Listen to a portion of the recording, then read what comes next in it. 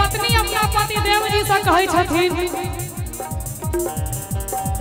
अरे अम्मा लगवला पिया हो हमारे लगवला अम्मा लगवला पिया हो हमारे लगवला। अच्छा में कते गोटे के विवाह भ गेलिए से कनी हाथ ठाड़ करू त जिनका जिनकर भ गेले नहीं भेला अहाँ के। अच्छा कते गोटा कुमार छी से हाथ ठाड़ करियो त अहाँ कुमार अहाँ के मुंह कान से त बुझाई एखने कहै छथिन जखन अहाँ सबके विवाह भ जात तखन अरे अम्मा लगवला पिया हो महावारे लगवला अम्मा लगवला पिया हो महावारे लगवला। कनी पाछुओ से ताली बजते तहने आनंद देते दोनों हाथ उठाबियो सब गोटे पाछू से काहे ना लगवला पिया हो काहे ना लगवला पिया हो निमिया के गठिया काहे न लगवला पिया हो निमिया के गठिया काहे न लगवला पिया हो अरे अम्मा लगवला पिया हो महावारे लगवला अम्मा लगवला पिया हो महावारे काहे ना लगवला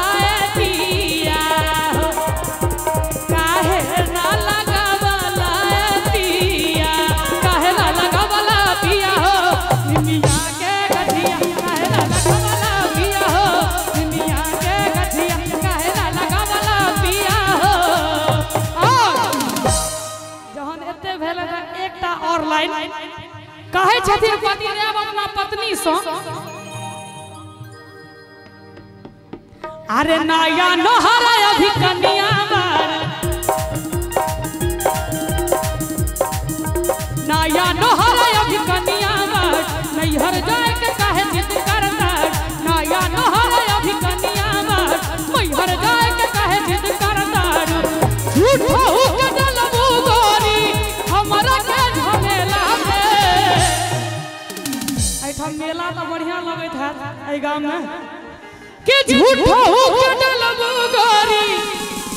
हमरा के झमेला में एतबा नहीं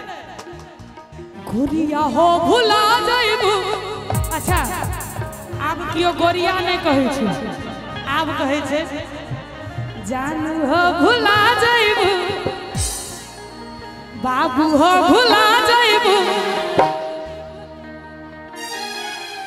गोरिया हो भुला जाइबू मगर पत्ती के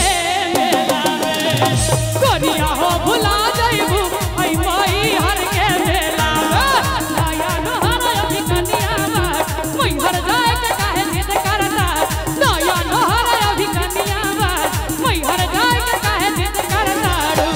हमने के डलबू गोरी झूठौ के झमेला में। अच्छा आई गीत के हम मैथिली में अगर गाबी हमारा के जालबू झूठे के झमेला में आ सजनी ये भुला सजनी ये है राजा अब मंगर पत्ती के मेला में सजनी ये है राजा अब मंगर पत्ती के मेला में गोरिया हो भुला जाइबू आई माई हर के मेला में गोरिया हो भुला जाइबू आई माई हर के मेला में गोरिया हो भुला जाइबू मंगर पत्ती के मेला